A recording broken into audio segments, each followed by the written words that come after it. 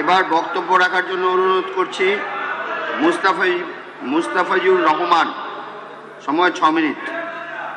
ধন্যবাদ মাননীয় স্পিকার। আজকে সদনে হচ্ছে যে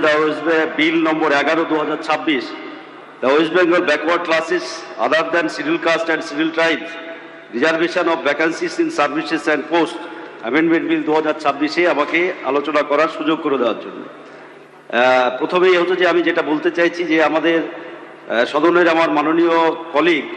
প্রথমে যিনি আলোচনা করলেন যে বুদ্ধদেব ভট্টাচার্য হচ্ছে যে কোনো সমাবেশ থেকে ঘোষণা করেছিলেন এই ধরনের, এই কথাটা হচ্ছে যে সম্ভবত ভুল বা তথ্যের কোথাও সমস্যা হয়েছে। আসলে ইনি ঘোষণা করেছিলেন বুদ্ধদেব ভট্টাচার্য রাইটার্স বিল্ডিং থেকে 2010 সালে বামফ্রন্টের মিটিংয়ের পর গিয়ে রাইটার্স বিল্ডিং থেকে ঘোষণা করেছিলেন। এবং যে অভিযোগ হচ্ছে যে করা হচ্ছে আসলে এটা প্রথমেই আমি খণ্ডন করতে চাইছি যে এইটা যে কমিশন বা যা তদারকি হয়েছিল এই যে রিজার্ভেশনের ক্ষেত্রে, ওবিসি রিজার্ভেশনের ক্ষেত্রে, তা করেছিলেন মাননীয় যোগেশ বর্মন, তখন ব্যাকওয়ার্ড ক্লাসেস মিনিস্টার ছিলেন। যার ফলে আমাদের যেটা উদ্দেশ্য ছিল সেই সময়ে সেটা হচ্ছে যে প্রথমত আপনারা জানেন যে সাচার কমিটির রিপোর্ট একটা বেরিয়েছিল, কেন্দ্রীয় সরকারের নেতৃত্বে যে কমিটি হয়েছিল সেই সাচার কমিটির রিপোর্টের পর দেখা গিয়েছিল যে ভারতবর্ষের বুকে হচ্ছে যে সংখ্যালঘু বিশেষ করে মুসলিম সম্প্রদায়ের মানুষের যে আর্থিক, সামাজিক, শিক্ষাগত ক্ষেত্রে এবং হচ্ছে যে চাকরির ক্ষেত্রে যে সমস্ত পিছিয়ে পড়া দিকগুলো আছে সেগুলো ইন্ডিকেট করা হয়েছিল সাচার কমিটির রিপোর্টে। তাছাড়া অন্যান্য শ্রেণী সেই জায়গাতে দাঁড়িয়ে তারপরে যখন আমাদের একটা ভাবনা চিন্তা হয়েছিল যে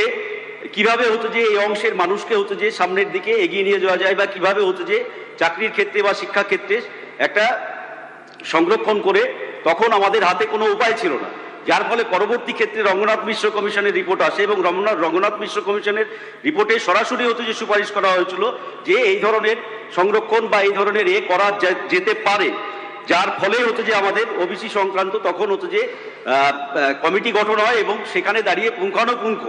সেই সময়ে হচ্ছে যে একবারে তথ্যের ভিত্তিতে এবং এলাকায় গিয়ে সঠিকভাবে হচ্ছে যে করার পর ওবিসি ক্যাটাগরি এবং বি ক্যাটাগরি দুটো তৈরি করা হয়। পরবর্তী ক্ষেত্রে যেটা ঠিকই যে এই বিলে যেগুলো ইন্ডিকেট করা হয়েছে বা বলা হচ্ছে এটা ঠিকই যে পরবর্তী ক্ষেত্রে 2011 সালের পর সরকার পরিবর্তনের পর এই ক্ষেত্রে অনেক হচ্ছে যে জল ঘোলা করা হয়েছে,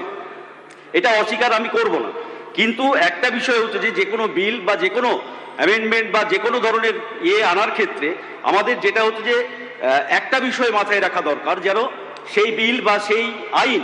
কখনোই রাজনৈতিক উদ্দেশ্য হচ্ছে যে ব্যবহৃত না হয়, যা বিগত